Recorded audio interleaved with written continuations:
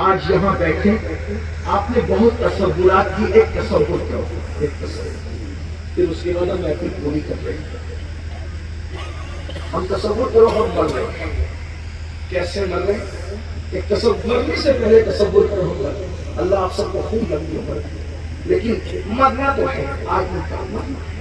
تصور کرو اچانک بیمار پڑے، بیماری بڑھ گئی، ڈاکٹر نے کہہ دیا اب یہ نہیں جیے گا، ہاتھ کام نہیں کرے، پیر کام نہیں کرے، ہم بستر میں پڑے۔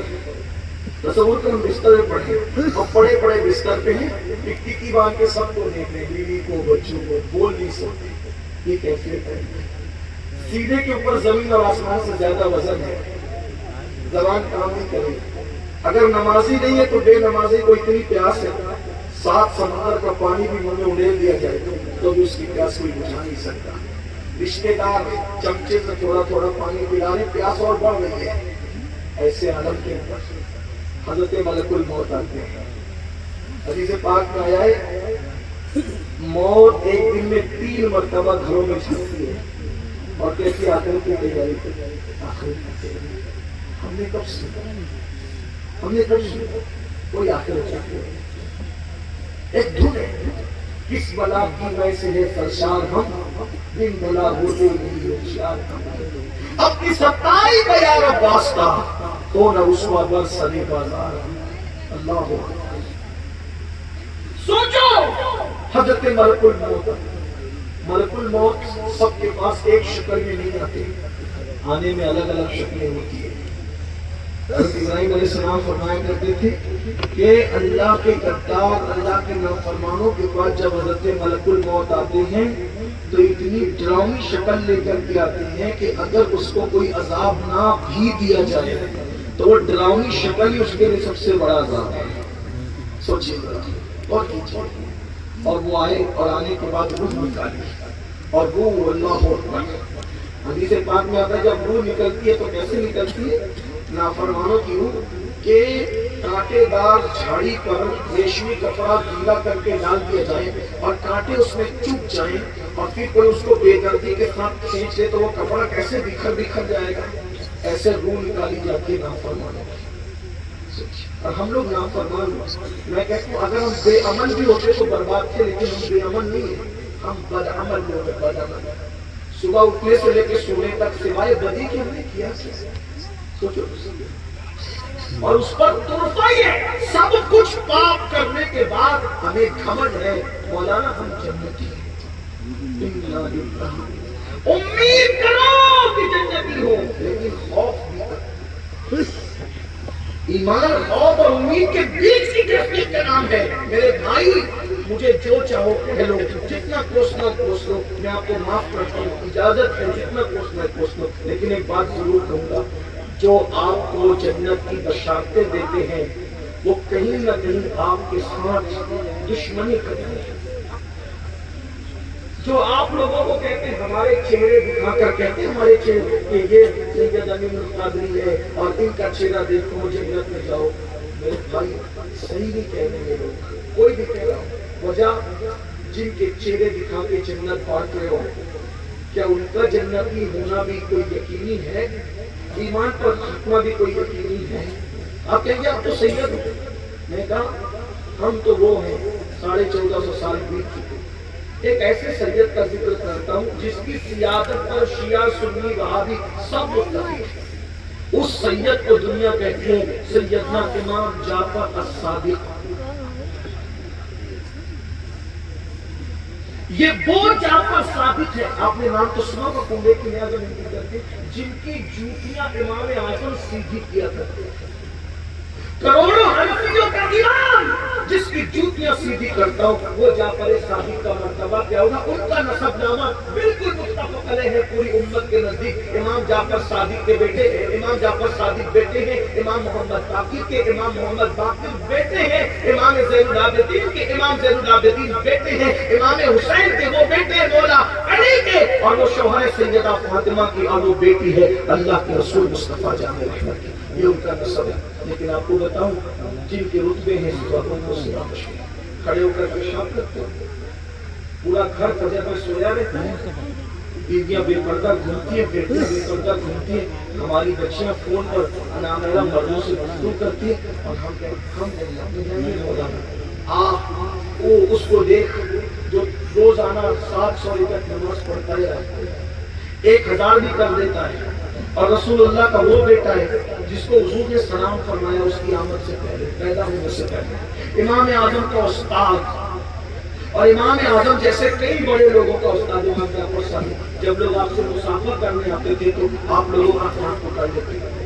اس کو کون بیان کرے؟ داتا صاحب اپنی کتاب میں لکھ رہے ہیں، حضرت امام جعفر صادق، غور سے سن لو، 700 رکعت پڑھنے والا، 1000 رکعت پڑھنے والا امام جعفر صادق رسول اللہ کا بیٹا، جب کوئی مسافر کرنے آتا تھا تو امام اس کا ہاتھ پکڑتے تھے اور کہتے تھے مجھ سے وعدہ کر، آج تو نے میرا مسافر کیا، میرا ہاتھ پکڑا، قیامت کے دن جب اللہ تیری مغفرت اور بخشش فرما دے گا تو تو اللہ کی بارگاہ میں میری سفارش کرے گا اور کہنا کہ جعفر کو بھی بخش دے۔ لوگوں کو یہ لوگ نبی کے گھر والے ہیں، حضور کی اولاد، جن کے اولاد رسول ہونے کے سب لوگ غور کیجیے، اور جن کے اولاد رسول ہونے کے شک ہے، وہ کیا کہتے ہیں؟ عوام سے، پبلک سے، مریدوں سے چاہنے والا تمہاری بخشش ہو، کیونکہ بخشش کس کی ہوگی؟ گارنٹی، کیونکہ اللہ فرما رہا ہے کہ میں جس کو چاہوں گا عذاب دوں گا، جس کو چاہوں گا، اور جس کو چاہوں گا بخشوں گا، اس کی مرضی پہ بات ہے۔ یعنی اگر وہ چاہے گا تو نبی کے بیٹے کو بھی عذاب دے گا اور دے گا۔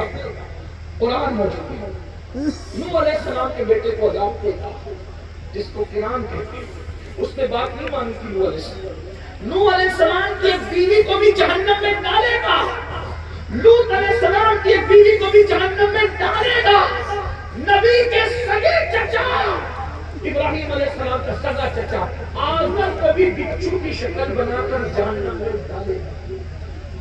یہ اتنے بڑے بڑے، ابو لہب وہ بھی جہنم میں جائے گا۔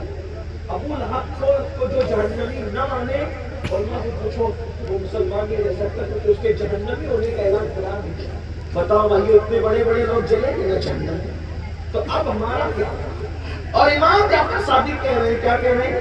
امام جعفر صادق سرکار عوام سے پبلک سے تیری بخشش ہوگی، پتہ نہیں کس کی ہوگی، اللہ جس کو چاہے گا ہو جائے گا۔ اگر وہ چاہے گا نا تو کتے کو پانی پلانے میں بھی بخش دے گا، اور اگر بخشنا نہیں چاہے گا تو ہزاروں سال کی عابدوں کو منہ کے بل گھسیٹتے ہوئے جہنم میں لے جائے گا۔ کون بخشا جائے گا؟ کوئی گارنٹی نہیں۔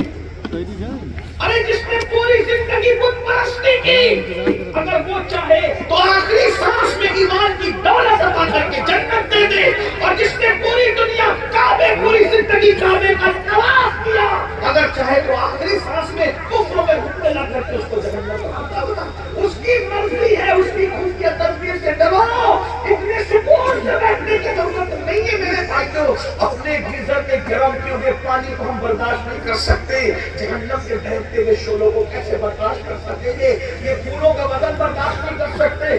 وہ ہتھوڑا جس کو انسان اور جنات نہیں کہ اٹھائے تو نہ اٹھا سکے، اس ہتھوڑے کی مار کیسے برداشت کر سکیں گے؟ بس اتنا سندر امام جعفر صادق، تیری بخشش ہوگی، مجھے میری مغفرت کے لیے سفارش کرے گا تو؟ وعدہ کر لیتے تھے، اور پھر یہ بھی کہتے تھے ساتھ میں انشاءاللہ اگر امید کی خوف کے ساتھ اگر میری بخشش ہو گئی تو میں تیرے لیے سفارش کروں گا۔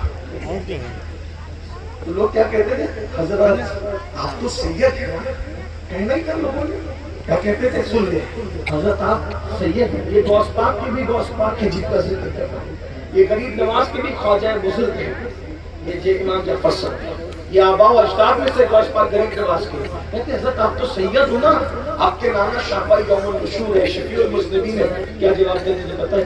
یہی تو رونا ہے کہ ہم سید ہیں، رونا ہے ہم سید ہیں، کیوں؟ اپنے نانا کو منہ کیا دکھائیں گے؟ محشر میں ہم اپنے نانا کو منہ کیا دکھائیں گے؟ 700 رکعت نماز پڑھنے والا نبی کا بیٹا کہہ رہا ہے نانا کو منہ کیا دکھائیں گے؟ ہم کیا منہ دکھائیں گے؟ جنہوں نے گندی فلمیں دیکھی کیا، جنہوں نے سود کھائی، جنہوں نے نمازیں پڑھی جمعہ کی 2 رکعت پڑھ کے ایسے بھاگے جیسے اسکول کی چھٹی ہونے پہ اسکول کے بچے بھاگتے. کیا مدعا کہتے حضور کا سامنا ہوگا تو یوں چھومیں گے اور یوں ایک دنیا. میرے بھائی امام جعفر صادق کہہ رہے ہیں کہ میں منہ کیا دکھاؤں گا، حالانکہ وہ ایسے ہیں کہ حضور ان کے ناش کرتے، یہ ان کی عاجزی ہے. تو ذرا تصور کرو کہ روح نکل گئی اور روح نکل گئی اور روح نکلنے کے بعد پھر پانی گرم ہونے لگا.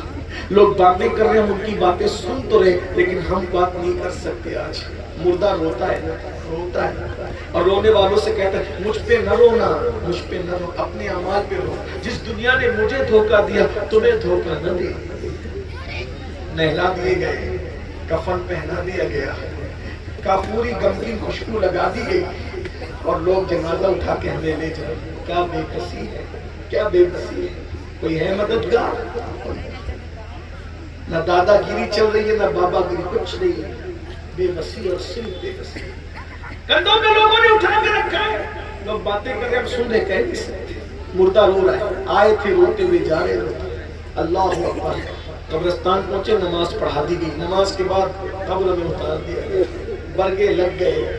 برگے لگنے کے بعد سب منو مٹی کے نیچے دبا کر جا رہے ہیں. کوئی نہیں پوچھتا ہاں ایک غافل کو کیا جگہ ہے جہاں 5 چاہتے ہیں 4 چاہتے ہیں. ایک ہاتھ کو دوسرا ہاتھ سجائی نہیں دیتا. اب پتہ ہے کیا ہے، وہاں کا دن بھی رات سے بدتر ہے. تو قبر کی پہلی رات آتی ہے، اب بات پوری ہوتی ہے. قبر کی پہلی رات